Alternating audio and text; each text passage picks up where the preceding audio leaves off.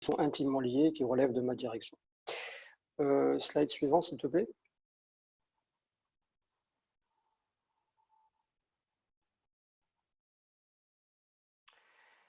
Très bien. Donc, je vais, comme on dit en bon anglais, start with the end in mind.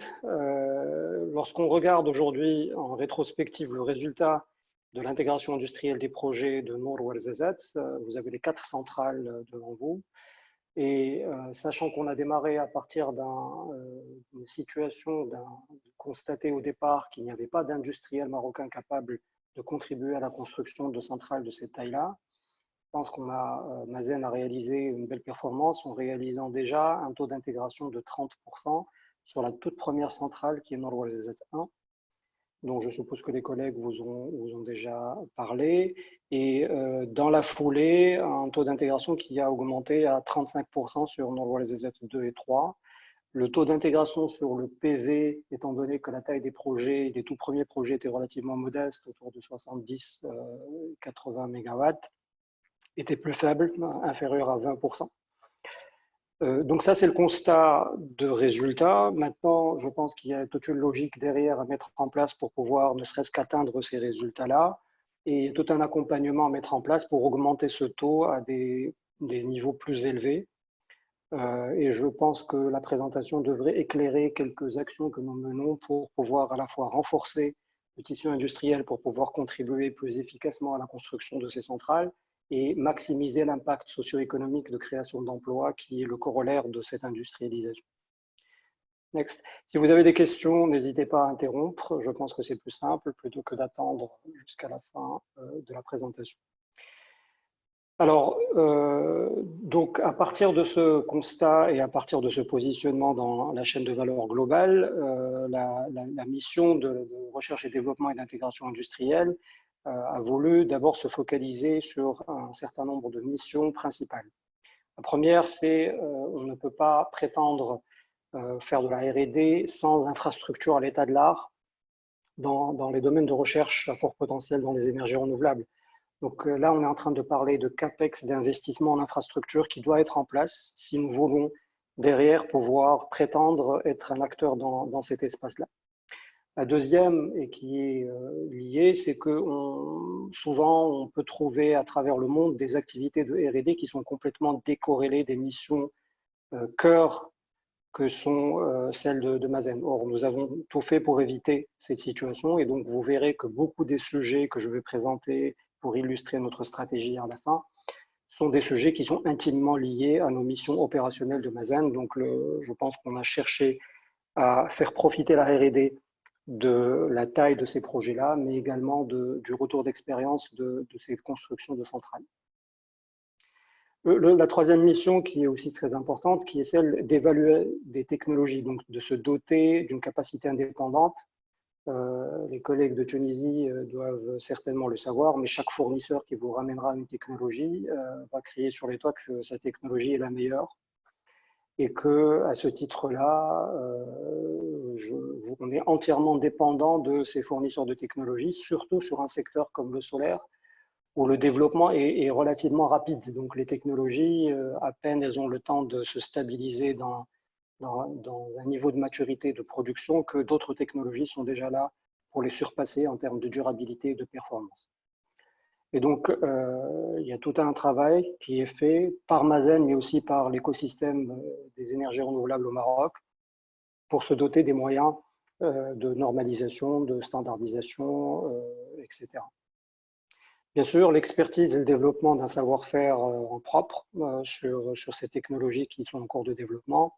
Et en tant qu'institution nationale au Maroc, nous avons également un devoir d'accompagner un écosystème et de s'assurer que les opportunités sont diffuses et sont mises à la disposition d'une large fraction de l'industrie et de l'écosystème académique national. Next, s'il te plaît. Alors, après pas mal d'échanges et de réflexions, nous avons finalement au sein de Mazen adopté un framework qui est assez universel, qui est pour évaluer quelles sont les technologies qui relèveraient du développement, de la démonstration, des technologies qui sont éligibles au titre des appels d'offres pour la construction des centrales. Et donc, c'est l'échelle du Technology Readiness Level qui décrit toutes les phases de développement d'une technologie à partir de l'idée jusqu'à les technologies qui sont éprouvées et qu'on peut admettre dans le cadre de construction de centrales. Il faut savoir que, et je ne vais pas m'en priver même si la Banque mondiale est là, c'est que les financeurs sont très regardants sur le niveau de maturité de ces technologies. Et donc, tout ce qui est technologie éligible au titre des financements de tous les bailleurs de fonds, hein, que ce soit la Banque mondiale et que d'autres, doivent avoir un TRL 9 et donc vous devez avoir des références de ces technologies déployées sur le terrain depuis un certain nombre d'années à une certaine taille. Alors, nous, on est plutôt en avant-garde par rapport à ça et donc on commence à regarder assez tôt et accompagner des technologies qui sont, et ça c'est un choix que nous avons fait au sein de Mazen, small scale prototype, donc la TRL 4 jusqu'à TRL 7. Alors, ceci est à juxtaposer par rapport à ce que j'expliquais initialement, qui était le lien intime avec les métiers et les missions opérationnelles de Mazen. Et donc, à ce titre, nous allons s'offrir l'opportunité de regarder une technologie qui est sortie du laboratoire, l'accompagner en scale-up, c'est-à-dire pour qu'elle devienne à échelle industrielle, et lui donner l'opportunité d'être démontrée en tant que prototype sur le terrain. Donc, cette phase correspond globalement au niveau mondial à ce qu'on appelle le Death Valley of Innovation. Donc, c'est la partie où il y a le plus de déperdition en termes d'idées et d'opportunités. Mais nous pensons que c'est là où nous avons tout notre rôle à jouer du fait que nous avons des équipes opérationnelles qui sont capables d'apprécier l'opportunité d'innovation et la pertinence d'une innovation par rapport à des métiers de développeurs d'énergie renouvelable. Donc, pour résumer, Mazen, R&D et intégration industrielle, c'est une approche market pull. Donc, on identifie des opportunités marché et ensuite, on va aller chercher les innovations et accompagner ces innovations-là. Contrairement à une approche qui est university push, où on fait des appels d'offres et les gens proposent des idées et ensuite on essaie de leur trouver un marché. Et deuxième élément, on est sur des technologies qui sont prêtes à quitter le laboratoire pour aller sur des plateformes à la fois en termes d'échelle et à la fois aussi en termes de conditions d'opération opérationnelle. Next.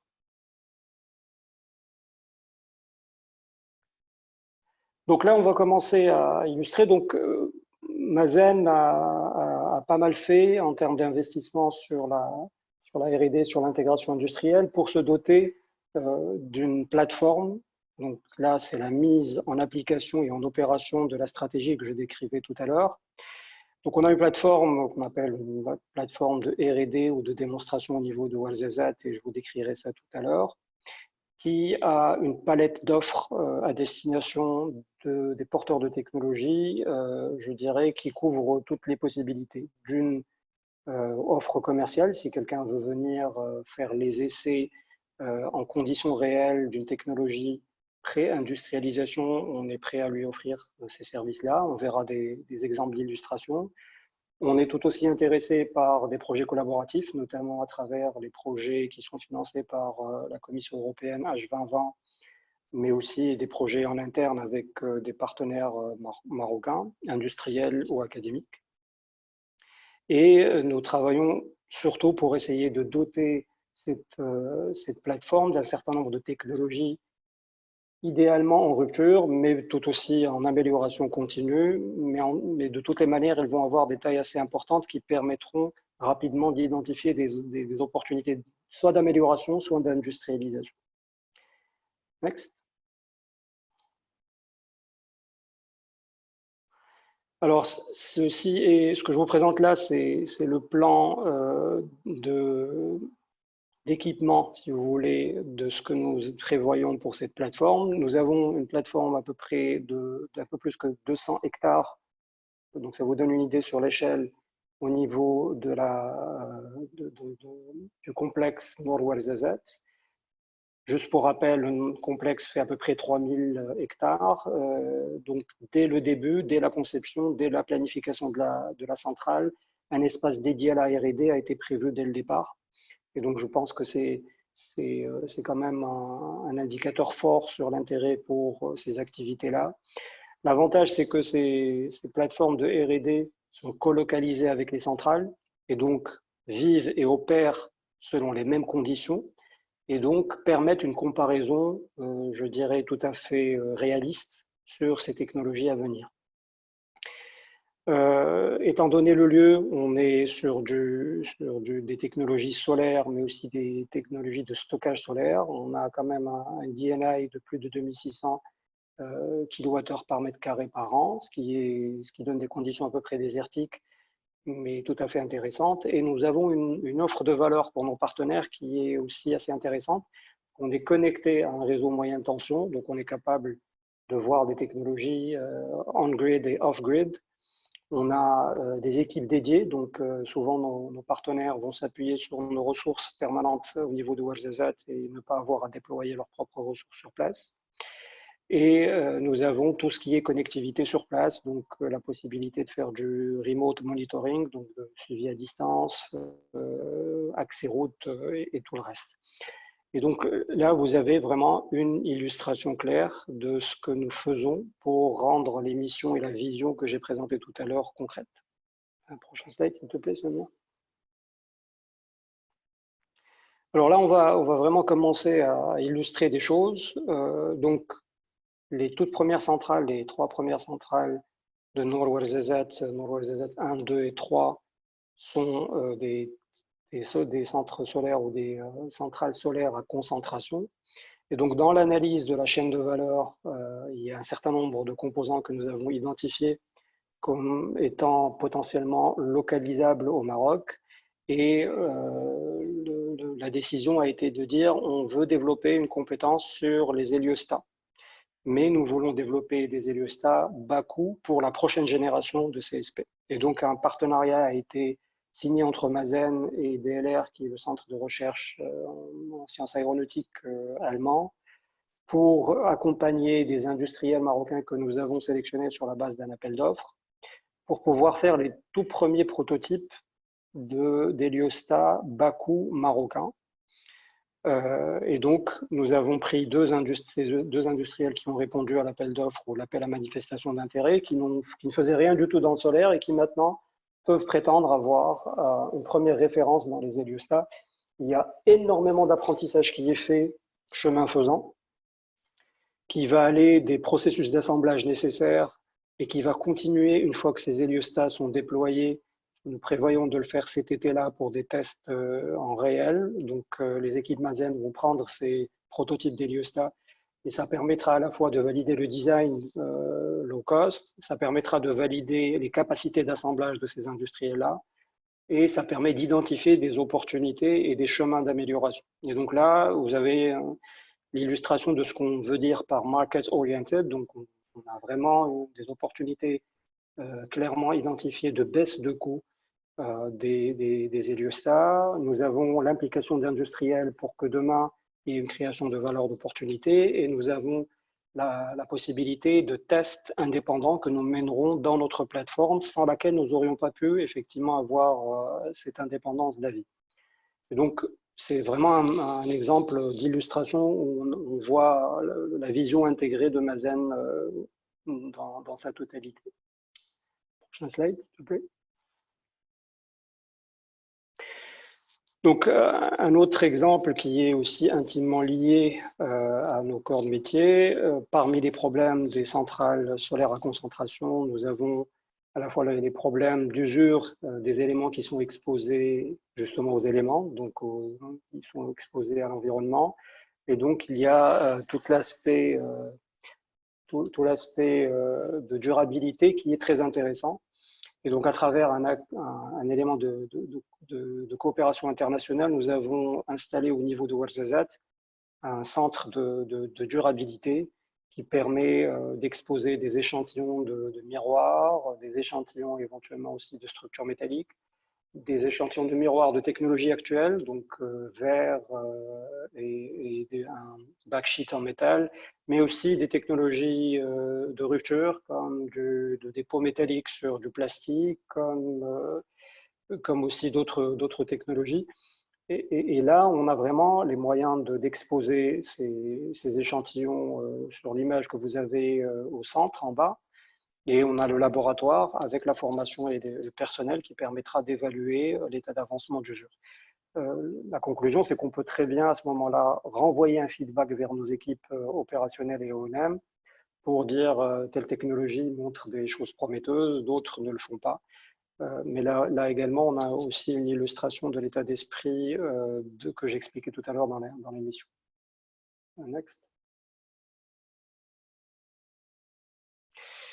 Alors, un autre exemple de plus grande envergure que nous avons aussi utilisé pour ce travail de R&D d'intégration industrielle, c'est le projet qui a été financé par Sumitomo, qui est un projet de 1 mégawatt en photovoltaïque à concentration, CPV.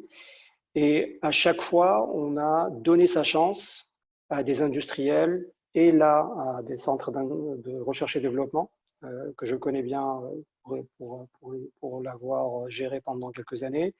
Et donc, on a, grâce à ce projet-là, fait le premier assemblage en salle blanche des cellules CPV au Maroc.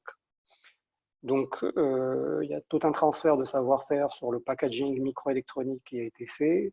Ces cellules ont été déployées sur le terrain sur un des trackers. On a continué à suivre leur performance, qui s'est avérée être tout à fait à la hauteur, voire meilleure que certaines de ces cellules CPV qui ont été assemblées au Taïwan. Jet Energy a été aussi très impliqué sur le design et la réalisation des structures métalliques et des trackings bidirectionnels nécessaires pour ce CPV. Et donc, le projet est en place, il tourne, il injecte de l'électricité. Il y a eu beaucoup d'apprentissage aussi pour Sumitomo, des éléments, par exemple, de déformation de structures métalliques qu'on ne pouvait pas observer sans un déploiement sur des conditions comme les nôtres. Et donc, cet apprentissage terrain qui permet d'augmenter la durabilité des projets, mais également de travailler sur des améliorations potentielles est quelque chose, est une vraie valeur ajoutée pour les développeurs de technologie, comme on va le voir d'ailleurs dans le slide suivant, s'il te plaît.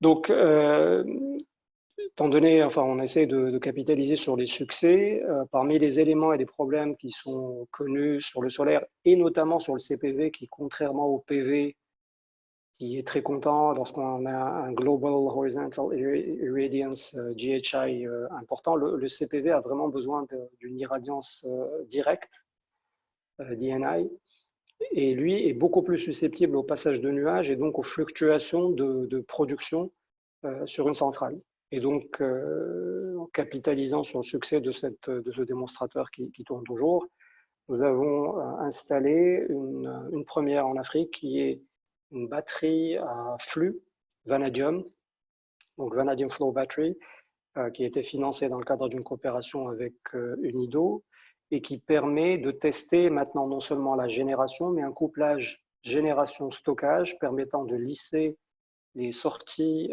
des centrales solaires, mais qui permet aussi de tester des modes off-grid parce que la batterie est dotée de capacités de génération de références de fréquences et de tension. Et à ce titre-là, je pense que nous avons vraiment un très bel outil qui vient d'ailleurs d'être inauguré il y a de cela quelques mois et qu'on va mettre, je dirais, à l'essai sur un certain nombre d'éléments. Sur cette première batterie, on n'a pas réalisé toutes les ambitions qui étaient les nôtres, et donc notamment les ambitions d'intégration et donc d'assemblage de ces batteries par les industriels marocains. Mais si le marché et la technologie est prometteuse, nous serons en mesure de le faire. C'est quelque chose qui a été négocié avec Sumitomo, et sachant que Sumitomo est aussi preneur parce que ça permet de réduire le coût de ces technologies-là s'ils veulent l'imposer sur le marché. Next, please.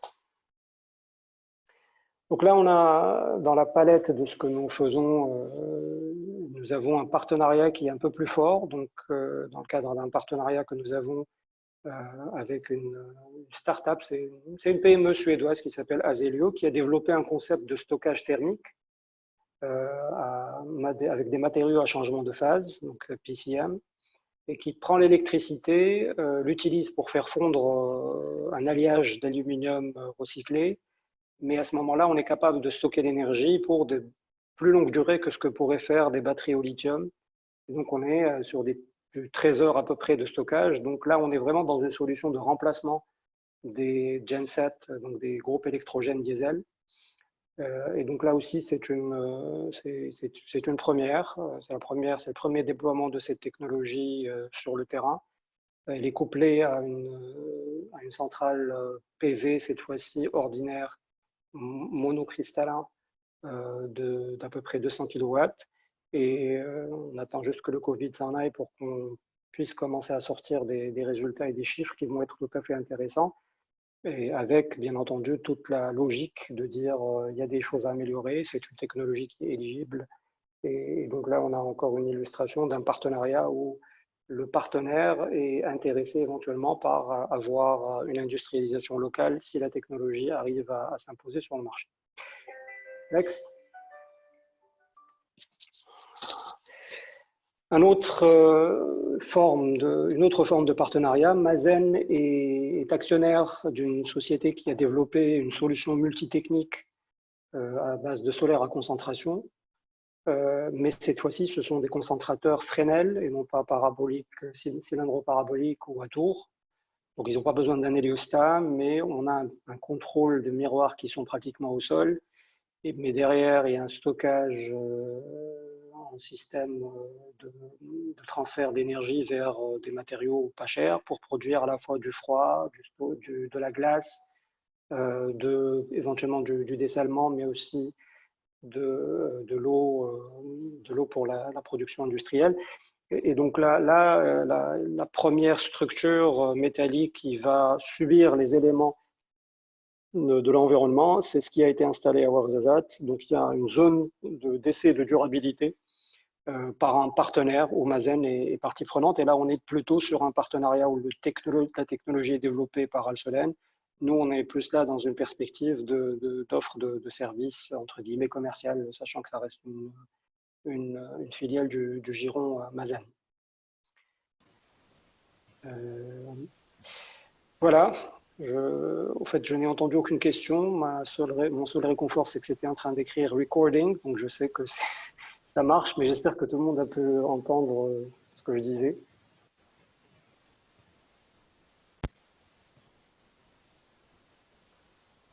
Merci beaucoup Hicham, on t'a très bien entendu et du coup c'était super intéressant, merci beaucoup. Et je propose que du coup on fasse une pause maintenant pour permettre justement les questions. Donc j'ai Oui. vu que certains collègues tunisiens ont rejoint en cours de route. N'hésitez pas quand même à poser vos questions. Donc comme ça on peut profiter du coup de la présence de Hicham à ce niveau-là avant de passer à la présentation suivante. Merci.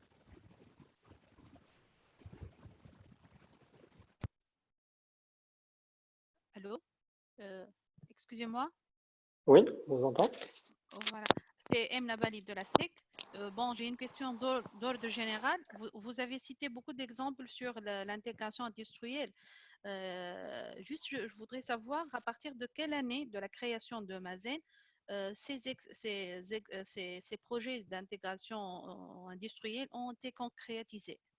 Si Oui. Alors, je peux dire avec suffisamment de confiance que la partie recherche d'impact et création d'emplois a été prévue dès les tout premiers projets. Et donc là, le souci d'intégration industrielle a fait partie du design du projet dès le début. Et donc, cette logique a toujours été présente dès le début. Ce n'est pas quelque chose qu'on a cherché à rattraper après que les projets aient été construits, mais dès l'appel d'offres, On a eu des clauses qui encourageaient les adjudicataires à aller trouver des industriels marocains. Le cluster solaire a été créé pour faciliter le contact avec ces industriels marocains. Donc la réponse brève à votre question, c'est dès le début. Depuis la création de Mazen, c'est-à-dire? Depuis le début des projets qui correspond à la création de Mazen, tout à fait. Merci.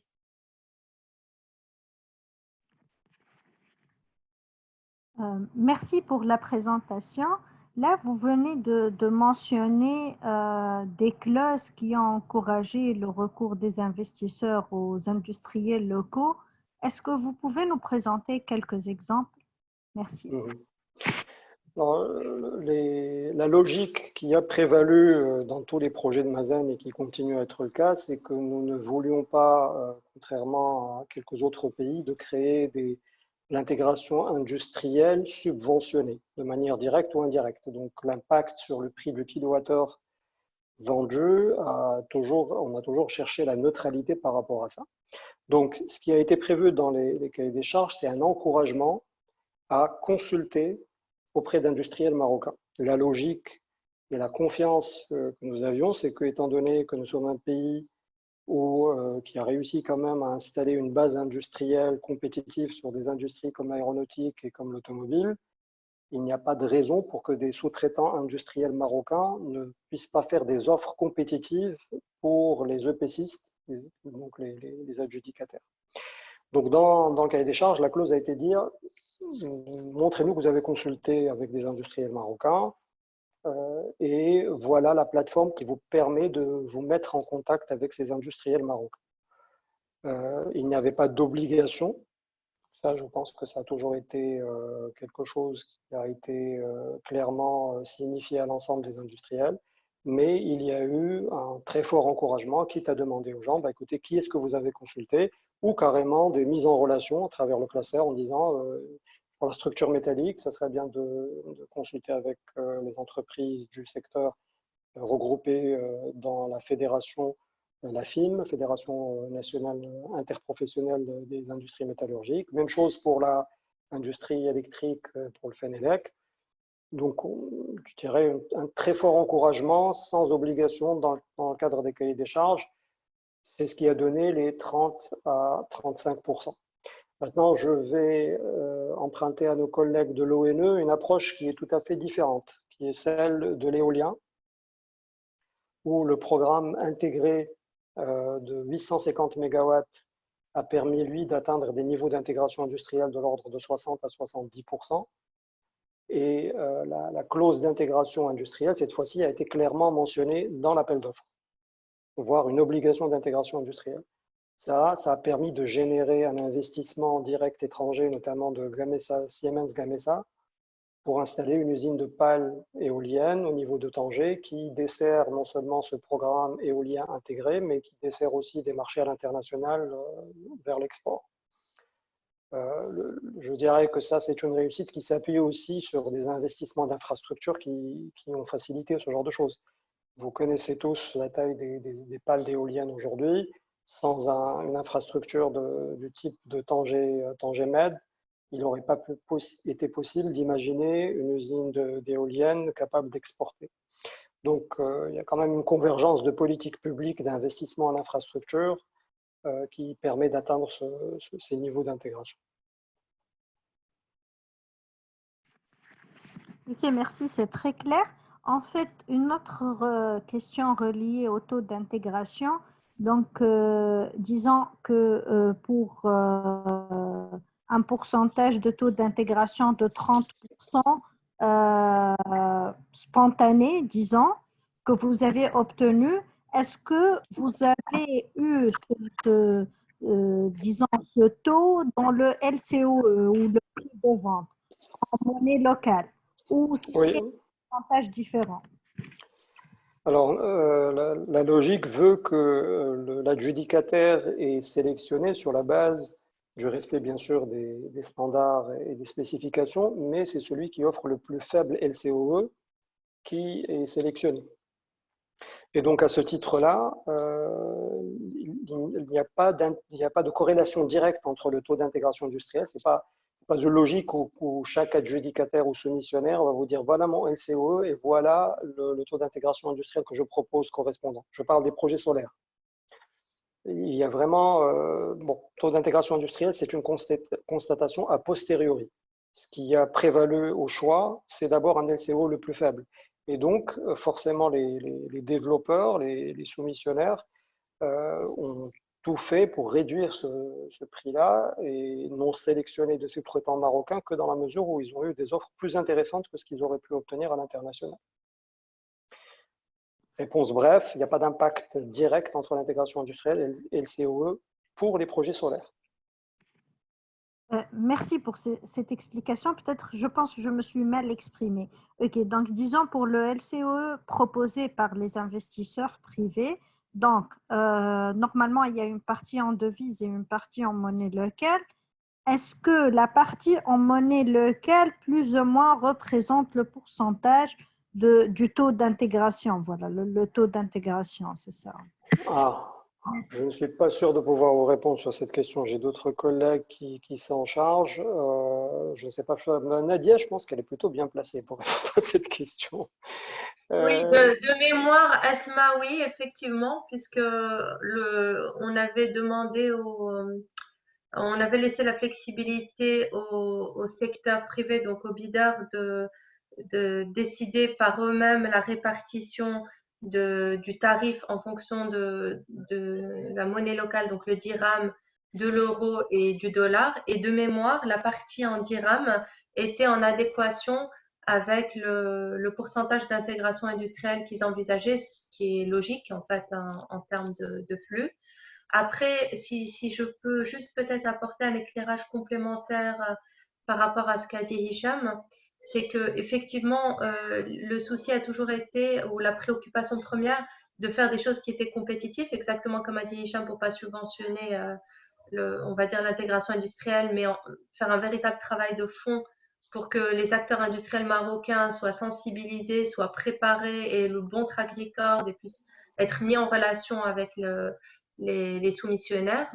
Mais ce qu'on a fait, c'est que quand même, on voulait pousser les soumissionnaires. Et donc, du coup, on leur demandait de soumettre une proposition d'intégration industrielle qui, par la suite, devenait juridiquement contraignante. Ça devenait une obligation pour eux. Mais c'est une obligation qu'eux-mêmes choisissent. Donc, c'est dans ce sens-là où les différents collègues ont indiqué que ce n'était pas une obligation. Parce que c'est vraiment leur propre choix. Ils pouvaient mettre 0 s'ils voulaient mettre 0 et ils pouvaient mettre 30% s'ils pensaient que 30% était faisable. Mais il y a eu cette volonté de les responsabiliser sur leurs propositions et du coup, c'est passé de la suite. Voilà. Donc, c'était juste pour apporter ce complément. Merci Nadia.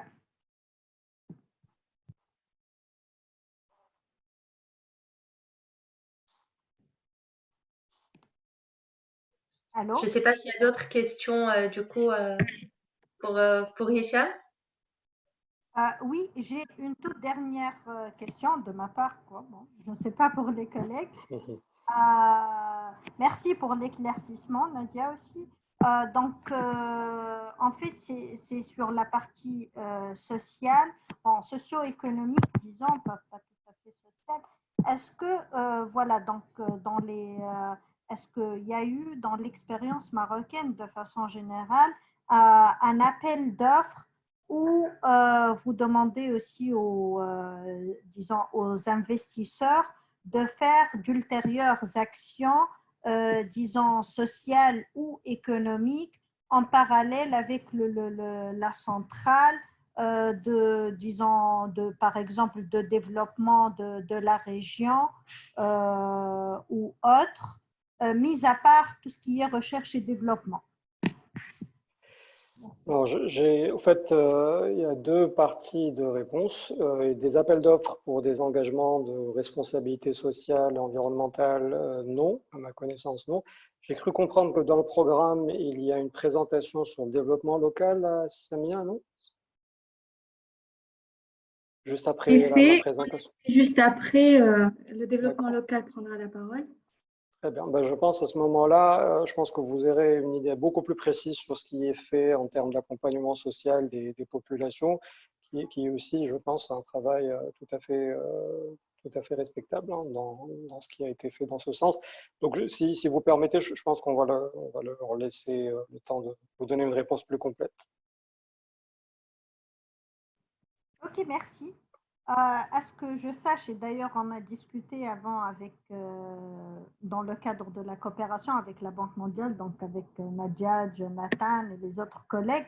Donc, par exemple, le cas de Kenya pour la centrale éolienne, où ça a été aussi, disons, bon, c'était dans le cadre de tout un projet intégré ou un programme intégré où il y avait d'autres actions comme la construction de routes et autres. Donc, c'est pour ça que je me suis inspirée de ce cadre-là pour vous poser la question. Et en fait, peut-être que Nadia aussi peut intervenir sur ça. En fait, est-ce que certainement que ça va augmenter le LCO, disons le prix de vente proposé par les investisseurs? Est-ce que dans ce cadre-là, c'est à l'acheteur unique, disons que ce soit pour le cas de la Tunisie, par exemple l'Astec, ou pour le cas marocain, Mazen, et par la suite l'ONE, à subir ces coûts supplémentaires? Merci. Alors là-dessus, peut-être juste un petit commentaire, parce qu'effectivement, comme a dit Hicham, donc nos collègues du développement local qui suivent ces sujets et dont c'est vraiment le cœur de métier vont réagir en détail sur ces points. Et s'ils sont déjà sur le call, je vais déjà réagir. Moi, ce que je peux dire là-dessus par rapport à ce qu'on voit de manière générale dans le monde et pas seulement au niveau du Maroc, c'est que les développeurs, de manière standard, ont tous un budget de responsabilité sociétale des entreprises qui font que quand ils prévoient des projets d'énergie renouvelable dans des régions, ils ont d'emblée un budget qu'ils ont l'intention d'allouer à la région locale. Et la manière dont ils nous l'expliquent en général, c'est que pour eux, c'est la meilleure garantie qu'ils ne vont pas avoir de problème, qu'ils ne vont pas avoir de grève.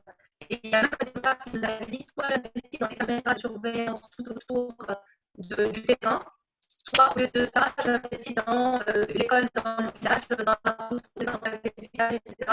Et il était convaincu qu'en faisant le deuxième choix, il allait arriver à quelque chose de beaucoup plus soutenable, étant là pendant 25 ans dans la région. Donc moi, je ne pense pas que si jamais il y a un pays qui souhaite une entité publique qui lance un appel d'offres et qui demande un montant raisonnable, on va dire, qui devra être dépensé par la partie privée dans tout ce qui est action de développement local, que ça va venir surenchérir le coût. Je ne pense pas. Parce que je pense que dans tous les cas, ils auront budgétisé ce montant. Après, ça permet d'avoir de l'argent qui est financé par le secteur privé et dépensé par la partie publique en bonne coordination. En fait, la partie publique est vraiment la meilleure personne pour dépenser cette somme parce que c'est eux qui vont connaître. Et là-dessus, je sais que Tarek, s'il rejoint le call et les collègues du développement local, ont beaucoup de retours d'expérience là-dessus parce que je sais que chez Mazen, on avait démarré en laissant vraiment le secteur privé faire un peu ce qu'il voulait et on a rapidement évolué par une véritable coordination étroite avec le secteur privé et ça a permis vraiment de maximiser les synergies. Et ça, c'est vraiment un modèle qu'on voit intervenir dans plusieurs pays. Nous, ce qu'on n'a pas fait au Maroc, à ma connaissance, et je laisserai les collègues de Mazen bien sûr réagir, c'était d'exiger ce pourcentage dans l'appel d'offres. Et une des raisons, c'est qu'on l'avait déjà exigé un pourcentage pour la recherche et développement. Et donc, on s'est dit, bon, on demande déjà ce pourcentage que le secteur privé doit nous remettre pour financer nos actions de recherche et développement. On les laisse gérer, mettre l'argent que eux pensent être raisonnable pour la partie développement local et on était sûr qu'ils allaient le faire. Et notre retour d'expérience, c'est que même si on ne l'a pas exigé, ils ont vraiment mis de l'argent en termes de RSE pour investir donc dans les projets de la région. Et là, avec le recul, donc Ouarzazate, on a démarré il y a 10 ans. Donc aujourd'hui, il y a un très bon recul sur Ouarzazate pour commenter sur ces sujets. Donc je m'arrête là et je laisse la parole aux collègues de Mazen. Merci. Je pense que je vais juste abonder dans ce que disait aussi Nadia, c'est que il y a à travers le monde, tous les grands développeurs savent très bien qu'il y a un problème, notamment dans les pays développés, de ce qu'on appelle un phénomène de not in my backyard, donc de rejet de ces grandes centrales.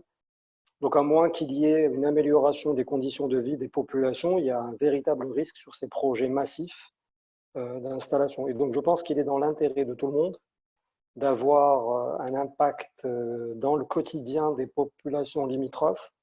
Et je pense qu'il n'y a pas besoin de beaucoup de coercition pour que les adjudicataires prévoient des actions d'accompagnement de ces populations locales. Il se trouve que dans nos pays, notamment au Maroc, le choix qui a été fait par Mazen, c'est de ne pas installer ces centrales dans des régions où il y a d'autres, sur des terrains où il y a d'autres types d'activités, notamment agricoles et autres. Et donc, c'est forcément par construction des régions qui sont reculées avec des niveaux de développement d'infrastructures et le reste qui sont relativement faibles par rapport à la moyenne nationale.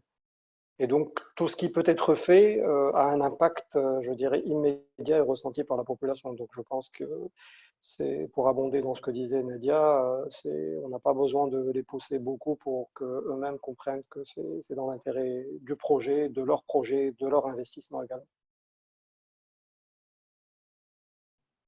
Merci.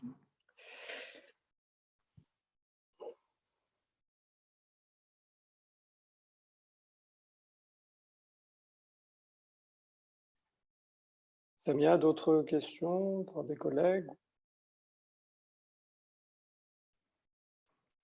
Est-ce que vous avez d'autres questions? Sinon, on passe à la présentation du développement local. Donc, je vais pouvoir me retirer? Je pense que tout le monde... je pense qu'il n'y a plus de questions.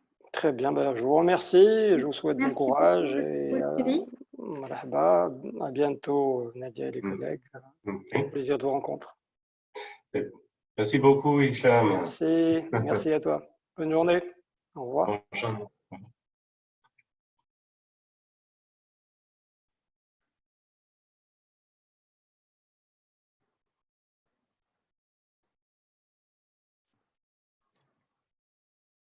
Kenza? Kenza, est-ce que tu m'entends? Oui, bonjour. Vous m'entendez? On t'entend, Kenza. Parfait, très bien. Alors, je peux partager l'écran à mon niveau si ça vous convient. D'accord, si c'est possible, mais ouais, je pense que... Ok.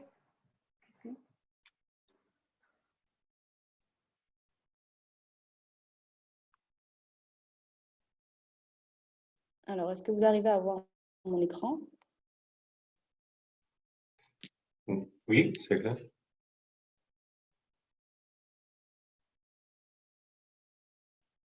C'est bon pour tout le monde? Oui, je pense que oui. C'est bon pour moi aussi. Bon. Parfait. Je me présente rapidement. Kenza Tsofer. Je fais partie de la direction développement durable des territoires, anciennement direction développement local à Mazen. J'ai intégré l'équipe en 2017 et je suis notamment en charge des partenariats de la direction avec des institutions et des partenaires externes.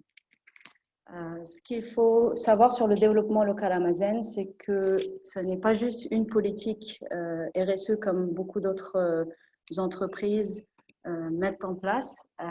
C'est réellement une des principales missions de Mazen qui a été fixée à la création de Mazen en 2010. Juste le sommaire de la session d'aujourd'hui. Je vais commencer par vous expliquer un peu quelle est notre stratégie de développement local, la démarche et les outils qui nous facilitent notre travail et notre intervention sur le terrain. Ensuite, je vous présenterai le bilan des activités développement local depuis 2010 et ce jusqu'à fin 2019.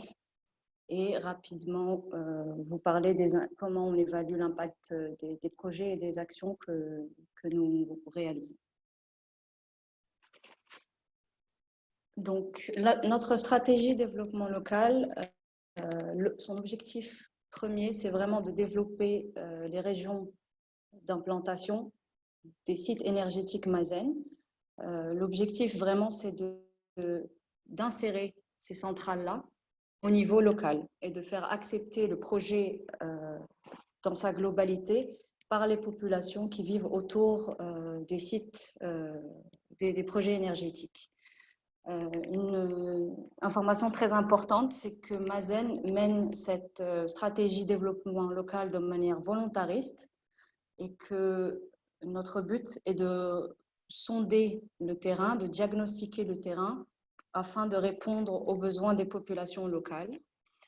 Nous intervenons comme organe de développement en complément de ce qui est fait par d'autres institutions, notamment l'État, c'est-à-dire que notre rôle et notre périmètre ne va pas empiéter sur celui d'autres institutions, mais qu'on va venir en complément. Et le but réellement de notre action sur le terrain est de contribuer à la lutte contre la pauvreté, de permettre aux gens d'accéder à des infrastructures de base et aussi de dynamiser ces régions-là pour leur permettre une croissance économique durable. Donc,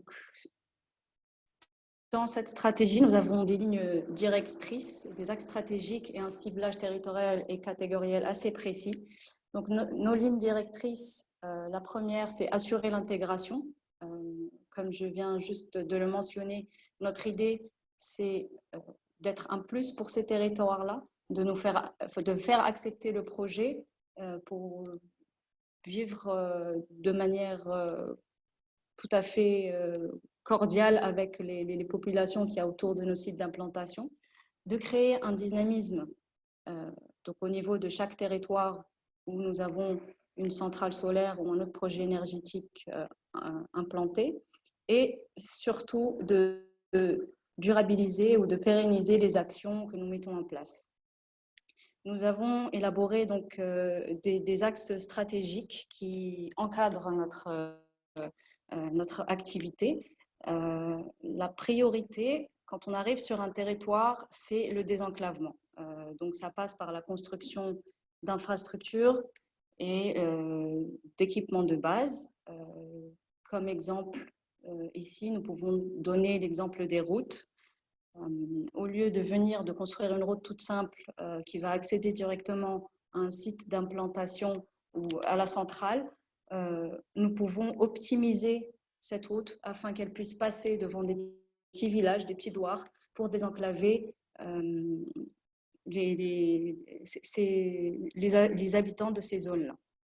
Le deuxième axe stratégique, c'est l'amélioration du cadre social des populations. Ici, nous menons des actions dans le cadre de la santé et l'éducation principalement. Et le troisième axe stratégique, c'est le développement et l'animation des territoires. Donc ici, nous essayons de dynamiser les territoires à travers des activités, ça peut être de l'animation socio-culturelle et sportive, mais aussi tout ce qui est AGR à travers des réalisations au niveau de l'agriculture et d'autres types d'activités génératrices de revenus. En termes de ciblage, les villages et les douars à proximité immédiate bénéficieront d'activités et de projets dans ces trois axes stratégiques. Plus nous allons nous éloigner vraiment du centre de la commune d'implantation, et plus notre activité va diminuer. C'est-à-dire que, par exemple, dans la ville de Ouarzazate, nous ne construirons pas de route. Ce sera réservé simplement à la commune d'implantation. Pour l'exemple de Nour Ouarzazate, ce sera construction de routes dans les villages. Mais dans la ville, il y aura peut-être des sponsorings de festivals, juste à titre d'exemple. Dans le cadre de ces trois axes stratégiques, nous avons 5 secteurs d'intervention: l'animation socio-culturelle et sportive, l'éducation, les infrastructures et les équipements de base, les activités génératrices de revenus et la santé. Ici, nous faisons... Pardon ? Oui, désolée de vous interrompre. En fait, juste une petite question sur la diapositive précédente, antécédente plutôt. Oui. Donc là, quand vous parlez, vous disiez donc nous avons travaillé sur l'amélioration du cadre social par tout ce qui touche santé, éducation ou bien le développement de l'infrastructure. Donc là, le nous exactement, donc c'est qui? Et ce qui m'intéresse le plus, en fait, le financement. Est-ce que vous allez couvrir ça dans d'autres diapositives ou non? Oui, tout à fait. Je vais revenir là-dessus un petit peu plus loin. J'essaie juste de donner une vue globale de comment nous, on a décidé d'agir sur le territoire avant de parler un peu de nos partenariats, des financements en général. Ce qu'il faut savoir, c'est que la base de cette stratégie développement local, nous avons en fait un budget interne à Mazen qui est alloué à ces activités de développement. Mais nous ne travaillons jamais seuls et nous cherchons toujours des partenaires afin de réaliser nos projets. Je ne sais pas si ça répond en partie à votre question, mais je vais y répondre encore dans les slides qui viennent. D'accord, merci.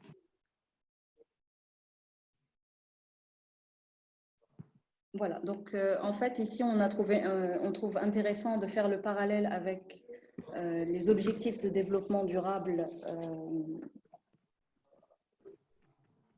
dans leur globalité. Aujourd'hui, en fait, notre direction est en train de se transformer. Donc, on est devenu direction de développement durable des territoires. Et notre objectif, à partir de maintenant, sera de couvrir tous les ODD qui ont été mis en place. Parce que pour l'instant, nous ne couvrons qu'une seule partie, que quelques-uns des ODD à ce jour.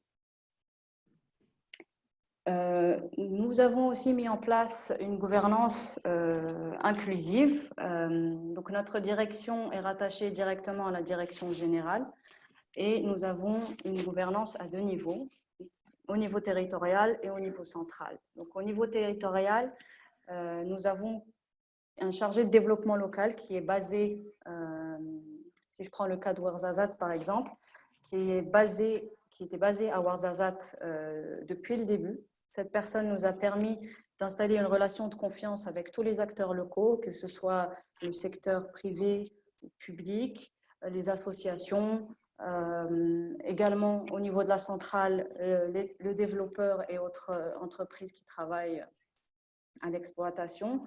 En fait, cette proximité avec les acteurs locaux nous a permis d'apprendre beaucoup de choses sur le territoire et aussi de mieux cibler les besoins afin d'y répondre et développer des projets qui pourraient correspondre à ce dont les populations ont besoin. Ça nous a permis aussi de développer des réseaux de partenaires, à la fois pour le financement, mais aussi pour la réalisation des projets. Nous avons choisi de travailler avec les associations locales exclusivement. Pourquoi? Parce que nous pensons qu'il est très important de responsabiliser les locaux, la population locale, et ça va aussi leur permettre de se développer et de s'approprier les projets pour garantir une certaine efficacité et une certaine pérennité dans les impacts. Le deuxième niveau, c'est le niveau central. Nous avons mis en place un comité de gouvernance qui est présidé par la direction générale ici à Mazen. Et ce comité de gouvernance, c'est un outil pour nous afin de pouvoir sélectionner les projets. C'est la dernière étape de sélection des projets que nous souhaitons mettre en place. Donc, il y a des votes. Je vais revenir là-dessus sur la sélection plus tard. Mais les projets sont votés. Toutes les entités Mazen et les directions Mazen sont membres de ce comité. Comme ça, nous garantissons un niveau d'information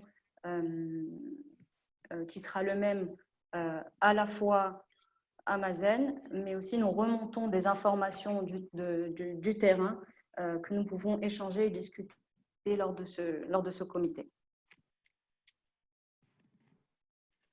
Alors, nous avons développé quelques démarches et des outils. Tous les outils et les démarches que nous développons, nous le faisons en interne. Donc, c'est des choses que les membres de l'équipe développent au fur et à mesure. Nous avons aussi deux catégories d'outils, des outils qu'on appelle les outils de territorialisation, qui vont nous permettre de réellement cibler les besoins des populations locales. Pour donner quelques exemples, nous avons par exemple l'année dernière créé une brochure qu'on appelle brochure emploi, traitement des plaintes et doléances. Cette brochure en fait nous a permis de communiquer de façon assez large sur les différentes procédures mises en place concernant l'emploi au niveau de la centrale, mais aussi comment nous pouvons répondre à des doléances qui viennent des populations qui habitent autour des centrales. Un autre outil qui est très important et que nous avons développé, c'est la démarche d'appel à projet. Nous nous sommes dit, d'accord, nous faisons régulièrement des diagnostics sur place pour comprendre quels sont les réels besoins des populations, mais pourquoi ne pas demander à la population de s'impliquer davantage afin de pousser la chose un peu plus loin et de les responsabiliser davantage dans leur développement. La deuxième catégorie d'outils que nous développons, c'est des outils qui vont plutôt nous servir, nous, au niveau de la direction, afin d'améliorer au quotidien la gestion des projets. Par exemple, nous sommes en train de développer un indicateur d'impact de développement local propre à Mazen et propre à la direction. Cet outil nous permettra in fine de mieux cibler nos interventions et de mieux répondre aux besoins des populations locales. Nous avons aussi récemment mis en place un retour d'expérience des partenaires Mazen. Comme nous travaillons toujours avec des partenaires, nous avons souhaité avoir leur retour pour pouvoir à notre tour nous remettre en question et améliorer les choses que nous devons améliorer. Et un autre outil qui est essentiel, c'est la grille d'analyse de faisabilité et de priorisation des projets. Je vais m'attarder sur cet outil parce que c'est l'outil principal qui nous aide à présélectionner les projets que nous décidons de présenter au comité de gouvernance. Donc, cette grille d'analyse et de faisabilité, c'est un outil vraiment que nous avons développé en interne et qui prend en compte plusieurs critères de sélection assez importants à nos yeux. Donc, par exemple, par exemple, le nombre de bénéficiaires, si un projet va toucher plusieurs bénéficiaires, on va le privilégier par rapport à un projet qui va en toucher très peu. Nous incluons aussi l'approche genre, c'est-à-dire qu'un projet qui sera porté par une association féminine ou qui va toucher principalement la femme rurale sera également priorisé par rapport à d'autres projets. Nous attachons une grande importance également à la pérennité et à la durabilité du projet. Un projet qui n'aura qu'un impact ponctuel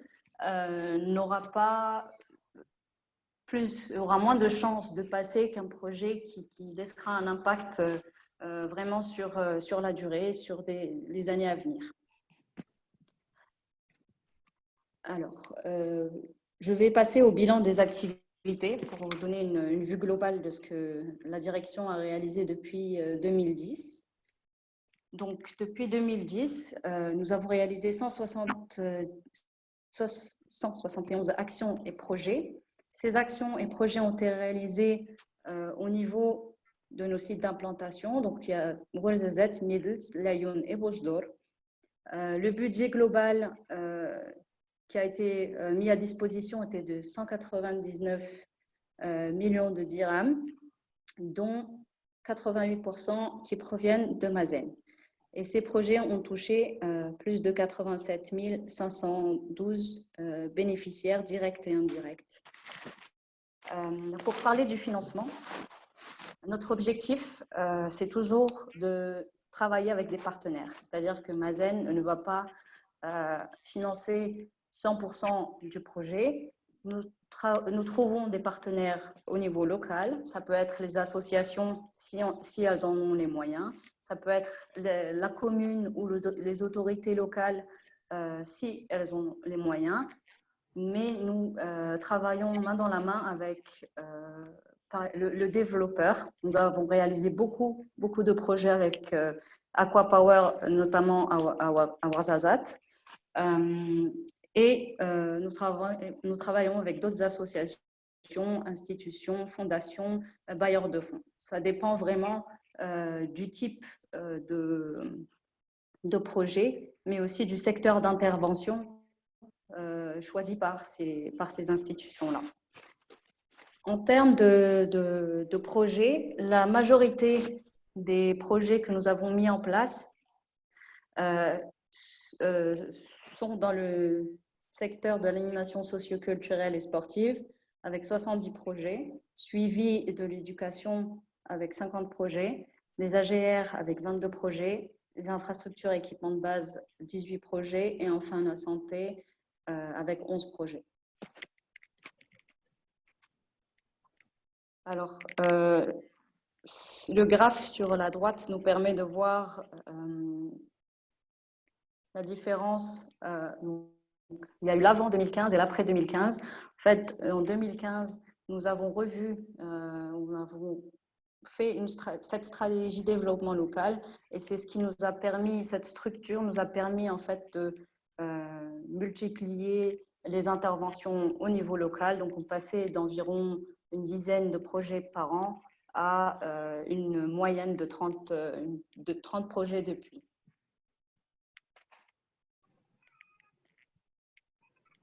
En termes d'impact des projets et actions, alors, nous avons décidé de mettre en place des missions de suivi et d'évaluation de toutes nos réalisations de développement local.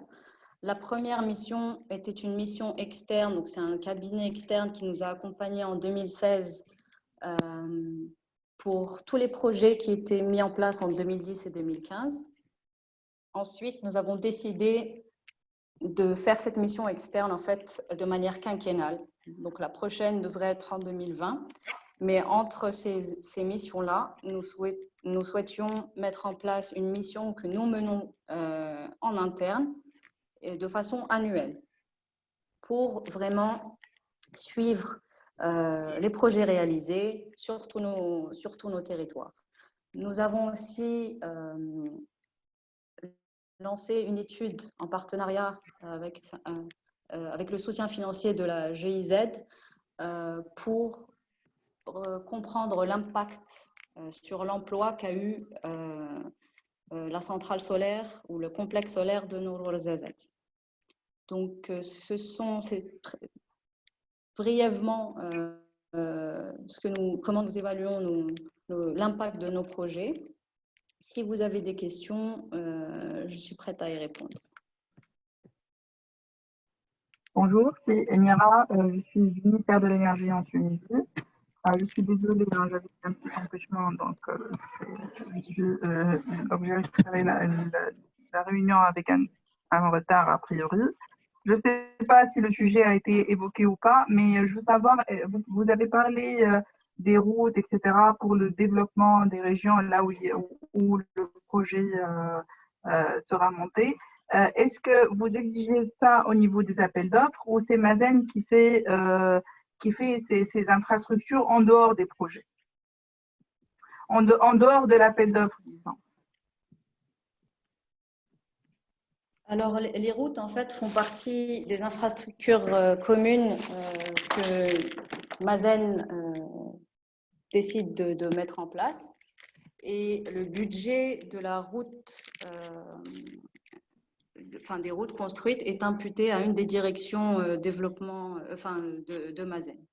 Donc, ce n'est pas intégré dans le tarif qui est proposé par la société de projet, quoi, les IPP. C'est fait à part. Oui, c'est fait à part, c'est pas inclus.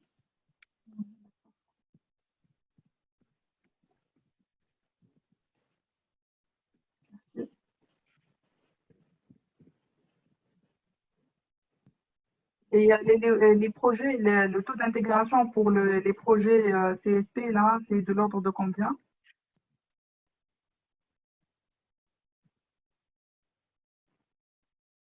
Allô? Oui, pardon. Est-ce que vous pourriez répondre à la question? Je ne vous ai pas très Le bien taux, entendu. le taux d'intégration locale évalué pour les projets CSP, il est de l'ordre de combien? Vous parlez de l'intégration des travailleurs locaux. Oui, tout, les services, la partie des sociétés travaillées par les sociétés marocaines dans le projet. Alors ça, Pardon, juste c'est pas au là-dessus. niveau. Pardon, Kenza, vas-y. C'est pas la même chose, c'est séparé, Nidia. Donc la Oui, partie. c'est séparé. D'accord. Non, je voulais juste réagir là-dessus parce que là, Kinza a présenté donc tout ce qui est développement local. Local. Voilà, pour l'intégration industrielle, je voulais juste poser la question à Samia pour l'agenda. Est-ce que les équipes de Rachid, notamment Youssef, Stitou et les autres vont présenter les pourcentages d'intégration industrielle, Samia?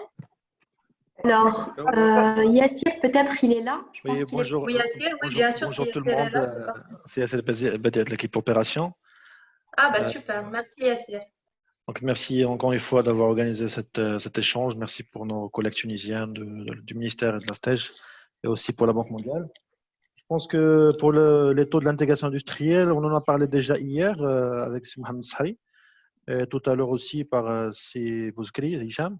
Mais si je peux aussi en parler encore une fois. Donc, pour les taux qui étaient définis initialement sur les projets Nord 1, 2 et 3 et 4, les taux target, donc ils sont définis préalablement en phase développement. Dans l'exemple Nord 1, donc c'était 30% et on a atteint finalement 34%. Et pour les projets Nord 2 et 3, donc c'était un target initial de 35%. Et on a atteint en fin de projet 40%.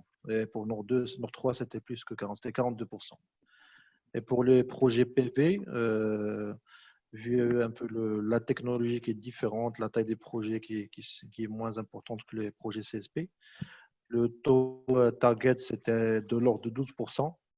Et on a quand même atteint en fin de projet quelque chose dans les 24%.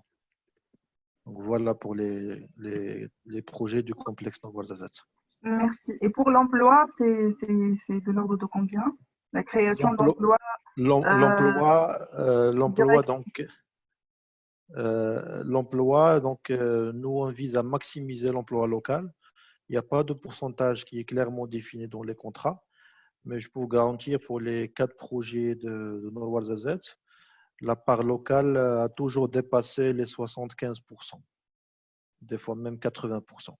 Sachant qu'on est dans une technologie de pointe et qui demande quand même certaines compétences assez spécifiques. Mais c'était toujours dans l'ordre de 75-80%. Excusez-moi, j'ai une petite question. Oui. Concernant le développement local, est-ce qu'il n'y a pas des cas où le développement de certains projets locaux a un impact sur la réalisation des projets renouvelables, même légèrement? Dans quel sens? La réalisation, les délais. Mais il n'y a pas de lien direct entre la réalisation des projets de développement local et physiquement, il n'y a pas de lien. Donc, c'est des projets réalisés en dehors des complexes. Ils visent à désenclaver les villages avoisinants. Donc, il n'y a pas vraiment d'interférence avec les autres projets. Les routes, par exemple, l'exemple des routes. Les routes, il y a deux choses. Il y a les routes qui mènent vers le complexe. Et ça, bien sûr, il y a une planification pour que ces routes-là soient réalisées bien avant le démarrage des centrales. Et je pense que ma collègue Kenza, elle a plus parlé de l'extension de ces routes pour aller désenclaver les villages qui sont avoisinants du complexe. Ça, c'est une planification à part. Mais je suis d'accord que pour les routes qui alimentent les centrales, elles sont réalisées bien avant le démarrage.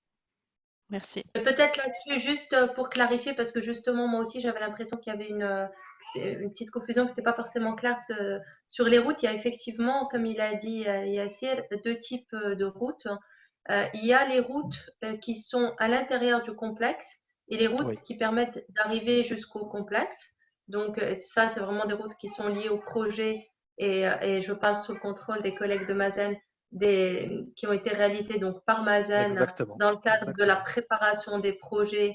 Et donc, il y a une filiale de Mazen qui s'appelle Mazen Service qui est dédiée à toutes les activités de préparation des projets dans le cadre notamment des parcs solaires.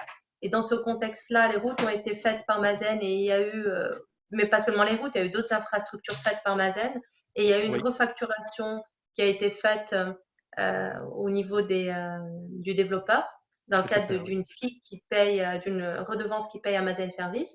Et à côté de ça, il y a la route de désenclavement du village de Teslimet, par exemple, pour prendre un exemple concret à Ouarzazate, et c'est les cas qu'évoquait Kinza, et qui était une action qui a été menée par Mazen dans le cadre de son programme de développement local, et qui du coup, le secteur privé ou le développeur n'est pas intervenu dans le paiement, dans le financement pardon, de cette route-là. Donc c'était juste pour vraiment vous apporter de Oui. la clarté à ce niveau. Et je ne sais pas, Amira, si tu étais là Oui, quand, oui, quand j'ai apporté la précision tout oui, à tout à l'heure. fait. Oui, c'est ça. Il y a eu une Sur, confusion. Merci, Nadia. C'est exactement ça, donc, quand tu l'as résumé, Nadia. Merci. voilà. Et j'ai juste dit tout à l'heure aussi, Yassir, je ne sais pas si du coup tu étais là aussi quand on parlait des mécanismes d'intégration industrielle, sur le fait que l'approche qui a été suivie au Maroc, c'était vraiment de faire un maximum de travail au niveau de Mazen, du cluster, et pour sensibiliser les industriels Oui, marocains, les aider oui. à se positionner sur cette chaîne de valeur, hein, les mettre en relation avec les Avec les soumissionnaires. développeurs, les soumissionnaires, oui. Voilà, mais que derrière, on ne les a pas obligés, on leur a mis à disposition des études faites par des consultants externes qui montraient le potentiel du pays. On leur a dit, on vous demande, il y avait des appels d'offres qui étaient pour les projets CSP en 2 phases et on leur demandait à la phase 1 de l'appel d'offres de remettre une proposition d'intégration industrielle. Donc, en nous indiquant quel est le pourcentage en termes de coûts qui allait revenir au Maroc et de nous expliquer comment ils allaient l'atteindre et quelles étaient les composantes qui allaient être faites localement, auprès de quelles sociétés, etc. Et dans un deuxième temps, on leur demandait de s'engager sur leurs propres propositions. Et donc, C'est du ça. coup, cette proposition devenait un engagement juridique contractuel qui était reflété par la suite dans la documentation contractuelle qui était signée. Mais à la base, c'est un engagement volontaire. Et donc, cette démarche était un peu était innovante parce qu'en fait, ce n'est pas une obligation, mais en même temps, ça entraîne un engagement juridique contraignant pour le développeur une fois qu'il a pris cet engagement. Et pour l'aider à prendre cet engagement, on lui facilite, on lui mâche quelque part le travail en amont. Et il n'y a C'est même pas de exactement ça. bonification au niveau des appels d'offres, Nadia? Non. Dans les précédents, il n'y avait pas de bonification, il n'y avait pas de formule de bonus. Alors, Hicham, tout à l'heure, a parlé du précédent éolien que nous, on avait beaucoup aimé. Mais il faut savoir que ces projets-là, comme il a dit Si Mohamed hier, ils ont été financés par des bailleurs de fonds et qui avaient une approche extrêmement restrictive sur le Oui. sujet et qui fait qu'on n'avait pas… ce qu'on vous a présenté là, c'est le résultat d'années de négociations, que j'ai résumé très rapidement comme ça en disant une offre qui devient contraignante. C'est quelque chose sur lequel on a même été, personnellement, à titre personnel, j'ai même eu à aller expliquer ça à Bruxelles, au niveau de la Commission européenne, par rapport aux dons qu'ils nous ont donnés pour financer notre prise de participation, parce que c'était un sujet très sensible. Donc, c'était vraiment ce qu'on a trouvé comme compromis pour essayer d'arriver à notre objectif, qui était en fait de leur montrer que les sociétés marocaines pouvaient être compétitives. Et surtout, on avait fait un market sounding, donc un sondage de marché avec le secteur privé, et ils nous avaient tous dit, écoutez, je le dis d'une manière qui n'est pas politiquement correcte, mais c'était l'idée, vous allez tout de suite comprendre pourquoi je dis ça. Ils ont dit, vous êtes mignons, mais voilà, tous les pays veulent leur intégration industrielle. Nous, on a déjà des fournisseurs de sous-traitants qui sont fiables, avec qui on travaille. Vous avez une timeline de projet qui est très courte Et nous, on ne connaît pas votre pays. On a un appel d'offres ou des appels d'offres, ça coûte cher. Si on doit en plus aller investiguer ce qui peut être fait de manière compétitive chez vous, on n'a pas le temps pour ça. Et donc, c'était plus ou moins le message, là, je l'ai résumé d'une manière un peu comme ça, mais qui était ressorti. Donc, on s'était dit, OK, si on veut, on comprend leurs préoccupations. Donc, si on veut vraiment qu'ils puissent soumissionner en intégrant des sociétés marocaines sans qu'on ait à subventionner cette intégration industrielle, on doit leur faciliter le travail, on doit leur montrer que c'est vraiment compétitif et que c'est intéressant pour eux parce que leur prix sera plus faible s'ils prennent des sociétés marocaines. Et donc, ça implique de faire un travail pour augmenter graduellement la part des entreprises marocaines. C'est pour ça que c'était très intéressant la présentation de Hicham parce qu'il vous a montré toutes les actions qui ont été menées concrètement, où on a démarré par les choses qui étaient faciles, donc ce qui était évident, donc tous les travaux de construction, tout ce qui est travaux civils. Et ensuite, on a essayé d'identifier, OK, qu'est-ce qui peut être fait aujourd'hui de manière compétitive au Maroc sans effort? Et même ça, il faut qu'ils connaissent les mettre en relation et qu'ils aient les bons contacts, des bonnes entreprises, etc. Et par exemple, le cluster solaire qu'a évoqué Hicham, ils ont fait un travail de créer le profil de chacune de ces sociétés en mettant les bons numéros de téléphone, un résumé de leur expérience, etc. pour faciliter la vie aux soumissionnaires. Mais derrière, on a identifié qu'est-ce qui n'est pas du tout faisable pour tout un tas de raisons, soit parce qu'on n'a pas la technologie, soit parce qu'il faut un certain volume, à certaines économies d'échelle, etc. Et puis, on a essayé d'identifier la zone grise au milieu, où c'est des choses qui sont possibles pour le pays, mais ça demande de faire un effort supplémentaire. Et c'est ce travail-là sur lequel il y a eu, toutes les équipes ont travaillé de Mazen en coordination et aussi en synergie avec le cluster solaire et les fédérations pour essayer d'identifier les actions à mettre en place pour que le tissu industriel marocain puisse avoir l'expérience et construire son track record. Et c'est là où la plateforme de recherche et développement est très importante parce que finalement, si on n'offre pas aux industriels marocains cette opportunité de tester et d'avoir ce track record, ils ne pourront pas par la suite être même considérés par les soumissionnaires. Donc, c'était vraiment un travail graduel qui s'est fait et en prenant en compte aussi le fait que le marché, comme a dit Hicham, a énormément évolué très rapidement et qu'il a fallu s'ajuster en permanence. Donc, si j'ai bien compris, Nadia, c'est que tout a été figé dès le début. C'est-à-dire quand le sponsor il est venu avec son offre, il connaît déjà les sous-traitants, il connaît tout. Donc, tout est figé dès le début.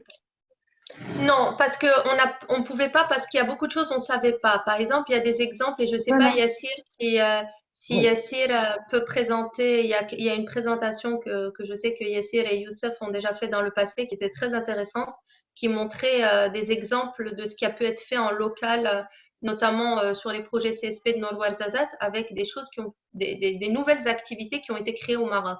Ces nouvelles activités, quand on a démarré, on ne savait même pas que ça allait être possible. Donc, on les avait pas, elles étaient dans cette zone grise. Donc, ce qu'on savait au début, c'était la zone qui était la première zone, on va dire, le premier niveau où on savait que ça, c'était compétitif au Maroc. Tout le challenge était de le faire comprendre aux soumissionnaires étrangers, leur faire comprendre que c'est compétitif de faire ça au Maroc. Et ça, on l'avait chiffré à peu près de mémoire, et je parle vraiment sous le contrôle des collègues de Mazen, on l'avait chiffré à environ 30%. Et ensuite, il y a eu toute la partie qui a été faite grâce à ce travail de fond qui a été fait en parallèle de l'appel d'offres avec les industriels marocains et qui a conduit à la création de ces nouvelles activités. Donc, Yassir pourra peut-être dire un mot sur les torque tubes, par exemple, qui ont fait qu'on est arrivé à du 42%. Et ça, ce n'est pas quelque chose qui était figé, c'était vraiment un travail en continu et sur lequel le Maroc continue d'investir. Là, la plateforme de recherche-développement, les partenariats sur le battery storage, par exemple, qu'a présenté Hicham, c'est dans l'idée de préparer les acteurs marocains par la suite à se positionner également là-dessus et avoir un track record. Et par exemple, la prise de participation aussi minoritaire qui avait été faite par la filiale de Mazen, c'était aussi pour que Mazen elle-même puisse avoir la casquette de développeur. Parce qu'on avait vu que pour être considéré développeur, si par exemple Mazen voulait aller soumissionner dans des appels d'offres en Afrique, si Mazen ne prend pas une prise de participation, elle n'est pas considérée comme un développeur. Très souvent, on regarde des exigences qui sont posées et du coup, elle allait se limiter. Donc, tout ça, ça fait partie des choses qui avaient été prises en considération à un niveau stratégique quand on avait, en 2010, commencé à réfléchir quel est le positionnement, qu'est-ce qu'on cherche en fait. Et très rapidement, la réponse était, on ne cherche pas juste le kilowattheure le moins cher, on cherche à apprendre, on cherche à se positionner sur cette chaîne de valeur, depuis les activités de conseil sur ces sujets-là, jusqu'aux activités vraiment de développeurs, des activités de construction, d'exploitation et de maintenance. Là aussi, Yassir peut-être peut en dire un mot. Mais bon, j'arrête là. Je ne sais pas, Yassir, si par hasard tu as Oui, ces slides-là. je peux vous présenter cette slide tout Ça à donne l'heure. Je voulais juste ouais. rajouter encore une chose, c'est que on avait aussi, on disposait d'un avantage au Maroc, c'est qu'on avait quand même un potentiel de tissu industriel marocain, parce qu'au final, ces centrales, même s'il s'agit de centrales CSP qui sont quand même techniquement complexes, mais il y a une composante qui est la composante thermique, tout ce qui est transformation thermique et génération de vapeur, qui est quand même similaire aux centrales conventionnelles, aux centrales thermiques réalisées auparavant par l'ONE ou pour certains projets réalisés au niveau de l'OCP. Donc, il y avait déjà un tissu industriel qui est d'une certaine compétence. Le travail qu'il fallait faire, c'est ce qu'a cité Nadia, c'était un travail de rapprochement entre ces industriels et le développeur, un travail aussi de recherche et développement pour pouvoir intégrer ces industriels dans nos projets. C'est pour ça, même si on démarrait avec des targets estimés sur la base de certaines études établies préalablement à l'ensemble des projets, de 30% par exemple, on a fini toujours par réaliser plus, parce qu'au final, c'est le premier qui a profité aussi de cette intégration industrielle, c'était le développeur, parce qu'ils arrivaient quand même à trouver des produits de qualité qui répondent aux standards internationaux avec le moindre coût. Donc voilà, donc si vous voulez par exemple, je vous donne un exemple de certains composantes qui ont été réalisées localement. Donc, je ne sais pas si vous arrivez à voir cette slide. Oui, Yassir, merci beaucoup, on arrive à la voir. D'accord. Donc, par exemple, sur les projets Nord 1, 2, 3 et 4, donc en bas, vous allez voir les taux estimés initialement pour chaque projet. Par exemple, on est parti de 30 sur Nord 1, on a atteint 34,7. Nord 2, c'était 35, on a fini par 40,5. Nord 3, c'était 35 initialement. On a atteint quand même 42 au final. Et Nord 4, qui est le photovoltaïque, on est parti sur 11,7 et on a atteint 24%. Et pour vous donner par exemple, sur l'exemple de Nord 3, il y a une partie de récepteur qui est quand même un élément clé de la centrale qui a été réalisé par des entreprises marocaines. Les héliostats, toute la structure en béton était aussi réalisée ici au Maroc. Et le montage des héliostats était aussi réalisé sur site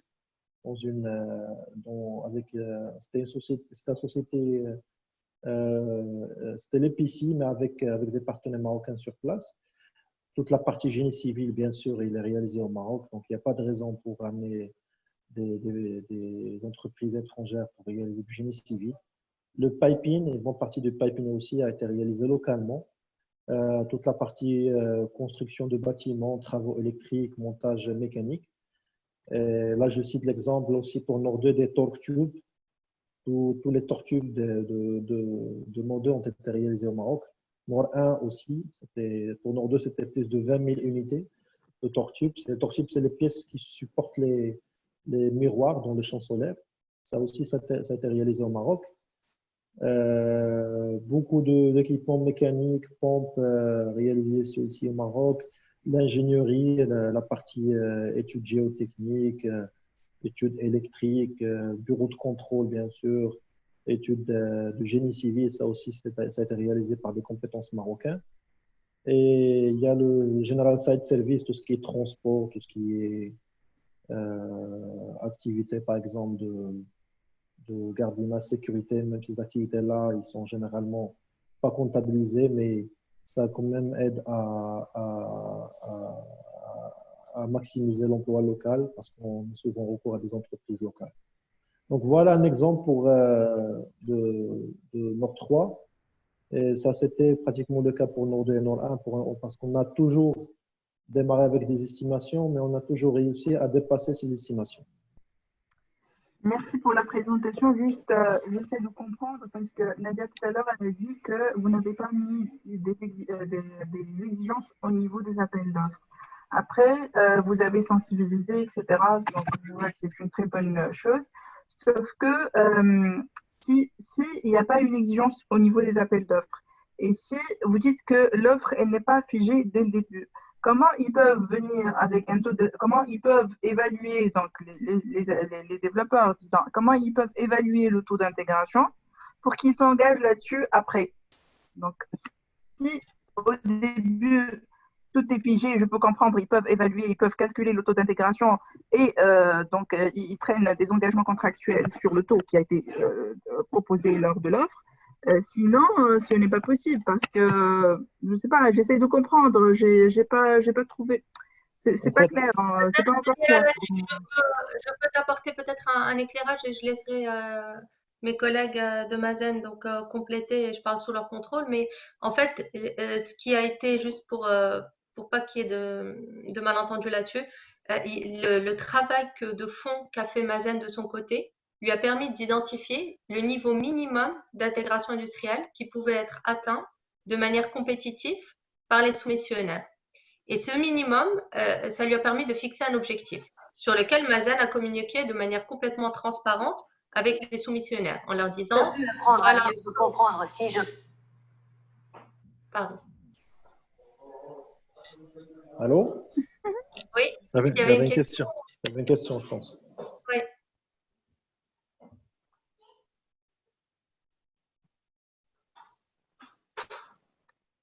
Bon, pardon, je continue alors du coup. Donc, cet objectif, il a été donc communiqué aux soumissionnaires et donc on leur a dit voilà le minimum qui peut être fait de manière compétitive, sachant qu'il y a tout ça qui pourrait être fait en plus si X, Y, Z devait être mis en place. Par la suite, pour les soumissionnaires préqualifiés, on les a mis en relation avec le cluster solaire. Et le cluster solaire a organisé des réunions avec les compagnies marocaines, donc pour qu'ils puissent échanger avant même de remettre leur offre. Justement, l'idée était qu'ils puissent être à l'aise pour pouvoir sereinement remettre leur proposition d'intégration industrielle. Mais quand ils remettent leur proposition d'intégration industrielle, ils ont eux-mêmes quelque part de la marge de manœuvre. Ils continuent à regarder ce qui peut être fait pour réduire leurs coûts. Et dans ce contexte-là, ils ont été amenés à aller au-delà. Et puis aussi, ce qu'ils font, c'est que comme ils savaient que ça allait les engager juridiquement, ils étaient très prudents. Donc même ceux qui pensaient qu'ils pouvaient arriver à 40% ne se sont engagés que sur 30%. Mais au final, là, les constructions, par exemple, de Nour 2, Nour 3 sont terminées. On sait que le résultat final, c'est 42%. Mais l'engagement contractuel, ils l'ont pris de mémoire sur 35% seulement. Parce qu'ils voulaient être conservateurs sur ce qu'ils pouvaient délivrer derrière en termes de contenu local, sachant qu'ils ont un reporting à faire qui est contractuel lui aussi pour permettre aux collègues donc, de Mazen de suivre qu'ils remplissent bien leurs engagements. Et qu'est-ce qui est écrit au niveau des contrats, en fait, si jamais ils ne respectent pas le taux qui a été proposé? C'est quoi les répercussions? Il y a des mesures indirectes. Il y a ce qu'on appelle les mesures directes, c'est les taux qui sont fixés. C'est toute l'activité liée directement au projet de centrale. Et il y a les mesures indirectes, c'est-à-dire si jamais il n'arrive pas à atteindre en fin de projet le taux qui est dans le contrat, il doit proposer d'autres mesures indirectes, soit avec l'État marocain ou avec d'autres industriels, pour créer de la valeur ajoutée au Maroc, à l'équivalent de le montant qui n'a pas été atteint au niveau des contrats. Exactement. Donc, pour prendre un exemple concret par rapport à ce qu'a dit Yassir, donc si par exemple le pourcentage correspond à, je sais pas, je dis n'importe quoi, 150 millions de dollars qui devaient être investis en local au Maroc, si au final les résultats, quand on compte tout, on trouve qu'en équivalent, ils n'ont investi que 100 millions, et ben les 50 millions restants, ils s'engagent à les investir dans un certain nombre d'activités qui bénéficient au tissu industriel marocain dans un certain délai. Et ça, c'est contractuel. D'accord. Merci. Très bien. C'est clair pour moi maintenant. Merci Nadia.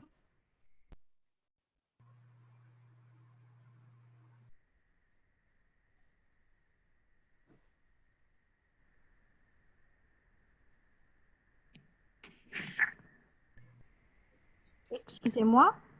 Tout à l'heure, M. Yassir, il a présenté, donc il a mentionné un pourcentage de création d'emplois locaux. Il a dit que c'était de l'ordre de 75%. Donc, je voudrais bien savoir, donc ce pourcentage-là couvre les emplois directs. Quel type d'emploi en fin de compte? D'accord. Ça couvre les emplois en phase construction, qui sont bien sûr des emplois temporaires. Donc, pour vous donner l'exemple de Nord Ouarzazate, donc généralement les projets, ça prend entre 30, 32, 34 mois. Donc, dans cette période-là, il y a un recrutement massif d'employés pour différentes activités de construction. Donc, on peut atteindre des fois des pics de 4000, par exemple, pour l'exemple Nord 2. Donc, le pic, c'était 4000 employés sur site. Et si on compte le ratio des employés marocains, donc c'était de l'ordre de 75 à 80%. Maintenant, pour la phase exploitation, là, on trouve les emplois à durée indéterminée ou bien les emplois pérennes. On a aussi une autre success story sur Nord Ouarzazate. C'est que, par exemple, pour le Nord 1, on a une équipe 100% marocaine. C'est des emplois pérennes, c'est des emplois permanents. Et on a une équipe aujourd'hui 100% marocain qui exploite toute la centrale Nord Ouarzazate 1. Pour répondre à ta question brièvement, donc, les chiffres que je vous ai communiqués, c'était en phase construction. Et en phase d'exploitation, c'est autre chose. C'est généralement des équipes marocaines.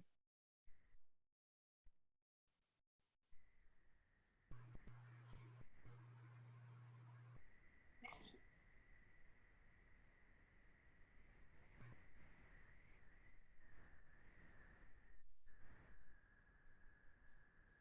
Je ne sais pas si vous avez d'autres questions sur cet aspect-là.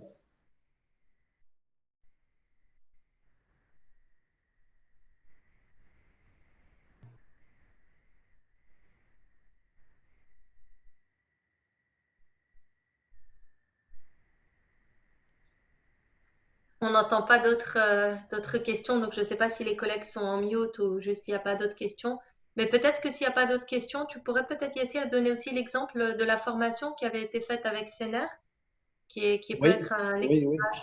Ça aussi, c'est un bon exemple pour préparer des compétences pour la phase d'exploitation. Donc, sur le projet Nord 1, donc en phase construction, comme j'ai dit, il y avait une présence massive des employés marocains.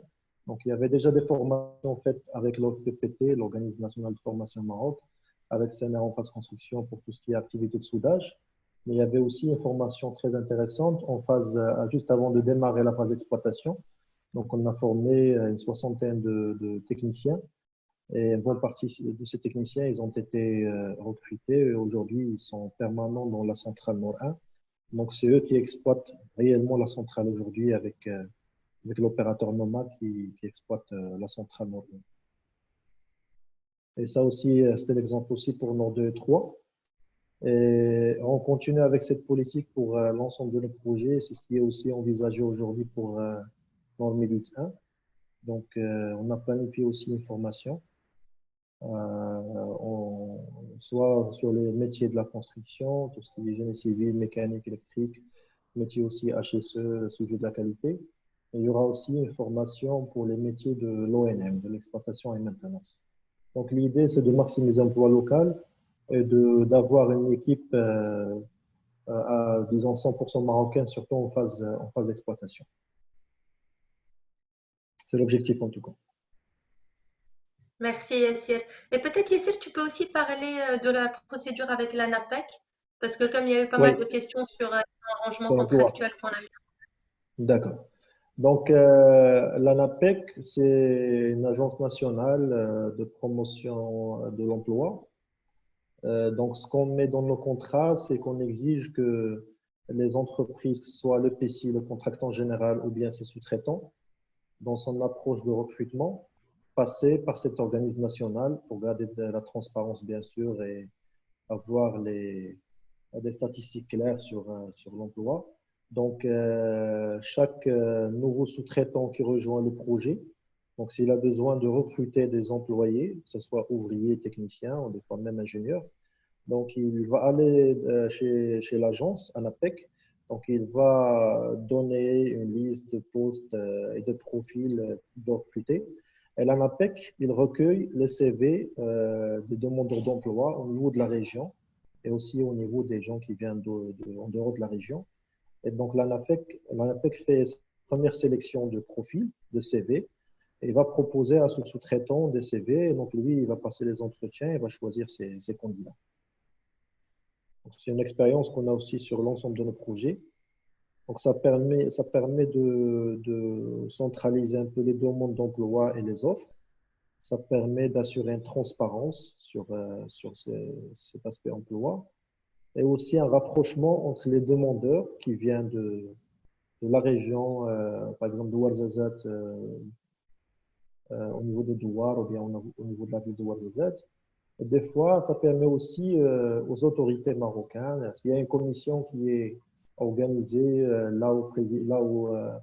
où siègent les autorités, Mazen, ANAPEC, les élus de la région, pour suivre un peu cet aspect emploi et impact sur la population.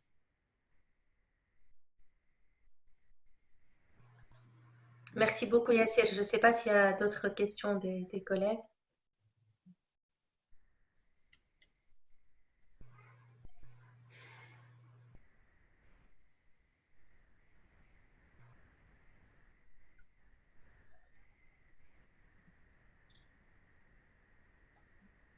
Okay.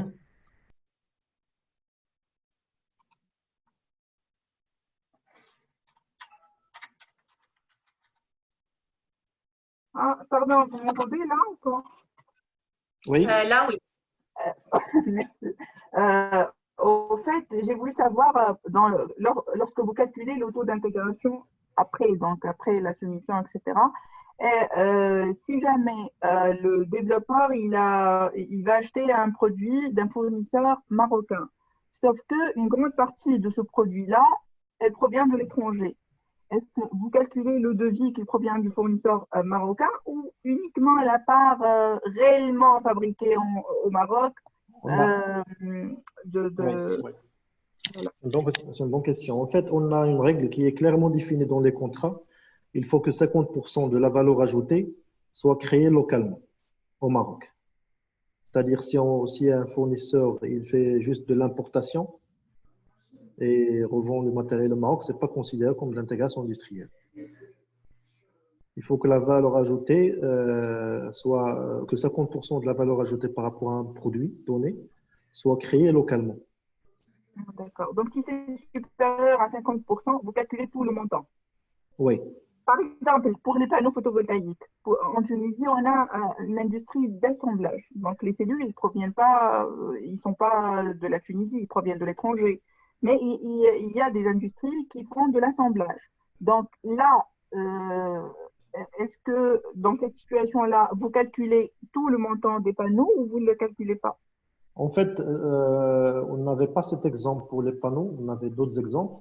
Mais si on prend par exemple l'exemple des panneaux, si on prend le produit d'exploitation brut d'une usine, par exemple, de panneaux photovoltaïques, on va aller chercher, on va aller voir si 50% de ce produit d'exploitation brute est réalisé localement.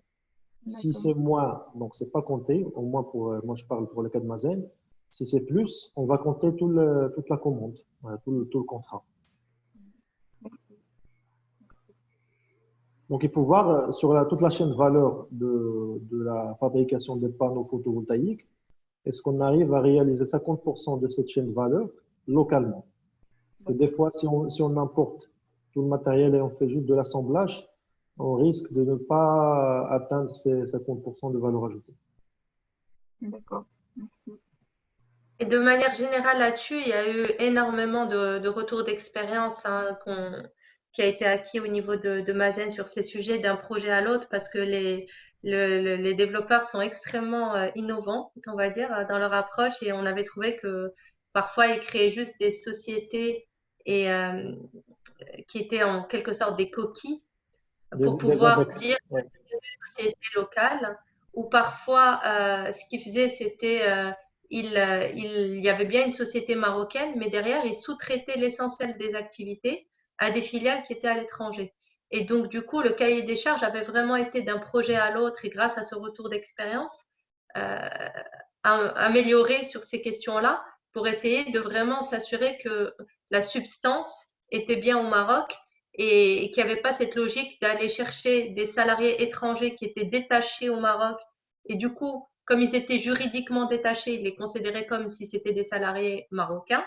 Ou bien, pareil, au niveau des sociétés, donc notamment dans l'exploitation et la maintenance, en allant sous-traiter, en ayant une société marocaine, mais qui derrière sous-traite à l'étranger. Donc, il y a eu énormément d'ajustements qui ont été apportés et qui étaient vraiment le retour d'expérience, le retour d'expérience pays sur ces sujets-là. Oui. Et pour les équipements, qu'est-ce que vous demandez comme justificatif quoi, pour pouvoir calculer que vous C'est ça. Donc, pour les équipements, si on parle de fabrication d'un équipement au Maroc, donc il faut, on demande carrément les factures qui reflètent un peu le produit d'exploitation brut de cet équipement, ou bien le coût de revient, et pour voir est-ce que sur cette facture-là, ce qui a été réalisé au Maroc et ce qui a été importé, pour voir si on arrive à atteindre les 50% ou pas. Et vous faites la vérification vous-même ou vous demandez des justificatifs Non, on demande des justificatifs, mais c'est fait à un autre niveau. Donc, il y a des reportings trimestriels qu'on reçoit, là où le développeur propose pour chaque trimestre ce qu'il a réalisé comme intégration industrielle. Et il donne les preuves, les factures et tout. Et on a des personnes pour vérifier cela et valider ou pas les montants qui sont déclarés. D'accord, merci. Et on a bien sûr des exclusions. Donc, on ne compte que les activités à caractère industriel ou des activités à forte valeur ajoutée. Par exemple, l'achat de fournitures bureau ou bien achat de papier, genre tout ce qui est logistique, hôtel, machin, ça c'est pas compté comme de l'intégration industrielle, même si c'est fait localement. Parce que l'idée, c'est de pousser à créer ou bien mettre à niveau le tissu industriel. Donc, il y a des activités qui sont réalisées localement, mais qui ne sont pas comptées. D'accord. Merci. Merci.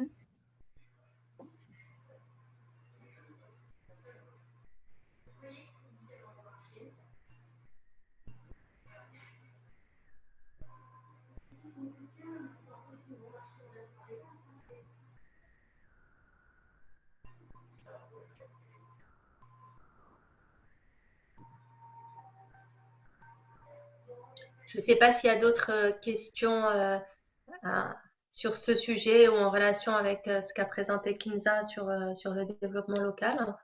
Parce que du coup, je pense qu'après ça, Samia, c'est la clôture du workshop, n'est-ce pas? Avec Ali qui va intervenir. Oui, si vous n'avez plus de questions, je donne la parole à M. Ali Zerouali, qui est directeur de la coopération du développement international à Mazan. Donc, il est avec moi tout de suite. Je vous le passe. Bonjour à tous. Bonjour Yasser. Bonjour Bonjour. Bonjour Ali.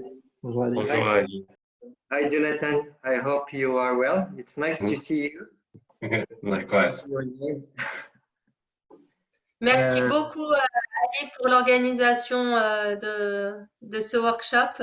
Donc c'était toi notre principal point focal avec Samia sur l'organisation de ces deux ateliers. Donc un immense merci. Le plaisir était d'abord de notre côté. C'est vrai qu'on avait discuté avec certaines parties prenantes tunisiennes, que ce soit au niveau de la STEG ou du ministère de l'Énergie. J'avais participé à des ateliers de travail organisés par la Banque mondiale à Tunis et on avait discuté d'organiser des ateliers de travail, d'échange, de partage de savoir-faire. Donc, merci à la Banque mondiale pour cette facilitation qui nous permet de commencer en fait à échanger avec nos amis tunisiens autour des énergies renouvelables au sens large et plus particulier autour de l'expérience marocaine dans les énergies renouvelables. Donc j'espère que ces 2 jours vous ont permis de faire le tour des différentes facettes et surtout de la démarche Mazen quant au développement de projets ENR. Et que ceci n'est qu'une première étape et qui ouvrira la voie à plus de coopération et d'échanges entre les deux parties. De mon côté, nous serions également preneurs, peut-être dans les semaines à venir, d'organiser également un autre atelier de travail avec vous, afin également de bénéficier de votre expérience relatif aux derniers appels d'offres qui ont été lancés dans le PV et dans l'éolien. Ça permettra aussi d'enrichir nos process et puis peut-être de nous améliorer également sur certaines parties du développement de projets d'énergie renouvelable. Donc, j'espère que ceci n'était qu'une première étape, un échange un peu plus approfondi et que le partage de savoir-faire pourra être fait dans les deux sens et nous serions preneurs aussi et donc de nouveaux ateliers de travail pour bénéficier de votre expérience dans ce domaine. Merci beaucoup. Donc, je remercie également aussi la Banque mondiale pour l'organisation de cet événement et je remercie aussi la partie marocaine donc pour le partage de savoir-faire, pour cet échange qui était pour moi très, très instructif. Nous sommes preneurs pour des ateliers pour échanger sur notre expérience. Moi, je suis en charge des projets IPP et j'ai travaillé dans le dernier appel d'offres. Et on pourrait échanger sur la question à tout moment.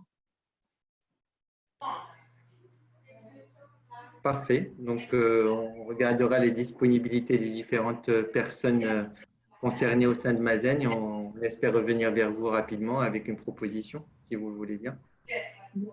Bien sûr. Alors, de notre côté, on a également une coopération qui est en cours avec l'ANME. J'avais rencontré à quelques reprises monsieur, j'essaie de me rappeler les noms, je crois que c'était monsieur Hamid Harouche, si je mets… Oui, c'est l'ancien directeur général de l'ANME, M. Hamdi Harouche. D'accord, il n'est plus directeur général de l'ANME. Non, il est parti en retraite. D'accord. Alors, Mazen et l'ANME avaient signé un accord de coopération lors de la visite de Sa Majesté le roi Mohamed VI, que Dieu l'assiste, en Tunisie en 2015. Et donc, pour le partage de savoir-faire et partage d'expérience. Et donc, j'espère qu'on pourra partir sur cette base pour explorer d'autres axes de coopération ensemble. Et qui commencera peut-être par le prochain atelier. Pour le dernier appel d'offres, c'est le ministère qui gère l'appel d'offres, c'est le ministère de l'Énergie. Il y a bien sûr toujours un partenariat avec l'ASTEG et l'ANME, mais c'est le ministère qui pilote l'appel d'offres. Donc, mais il n'y a pas de souci, hein. On peut coordonner, il y a Nadia avec nous, on peut échanger, on peut fixer une date pour échanger sur la question, il n'y a pas de souci. Parfait. Merci beaucoup. Merci à vous aussi. Merci à toutes et à tous. Donc là, je parle en nom de l'ASTEC. C'était vraiment assez fructueux, les 2 journées de workshop. Et voilà, bien sûr qu'on est ouvert à une coopération bilatérale. À tout moment, on peut faire des échanges à travers la Banque mondiale. Merci à la Banque mondiale, Nadia, Jonathan et toute l'équipe pour la mise en contact. Et donc, bien sûr, voilà, donc la STEG avec la double casquette aussi de gestionnaire de réseau et de producteur d'électricité. فما هذا حل الكاميرا فمش الكل حالين كاميراوات من الأغلبية الكل مش محلين كاميراوات لو هيك تتكلم ما هيش حل كاميرا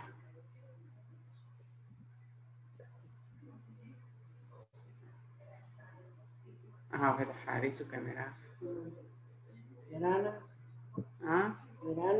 لا ما رانيش انا كاميرا مسكر مو حاتم البارح جا قال لي جبت الديكولتيه إيه؟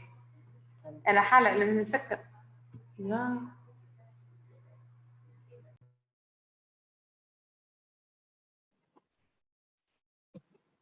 Ok, c'est bon. On continue.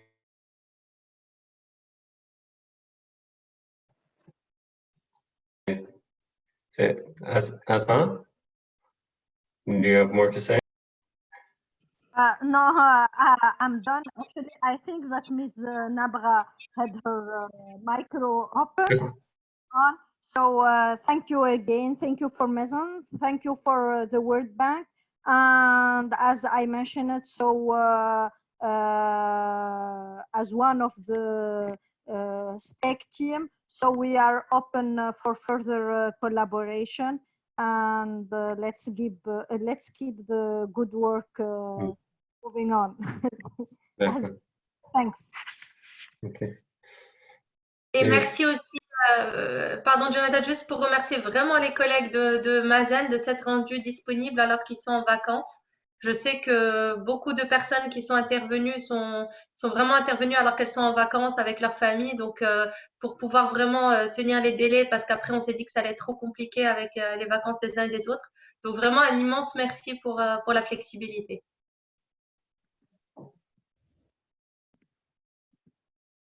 Comme je disais, tout le plaisir est pour nous et merci particulier à Samia qui a tout coordonné et ravi que tout se soit bien passé. Merci à tous et à la prochaine. Okay. Merci à tous. Bon week-end. Okay. Merci à tous. Have a nice weekend. Merci.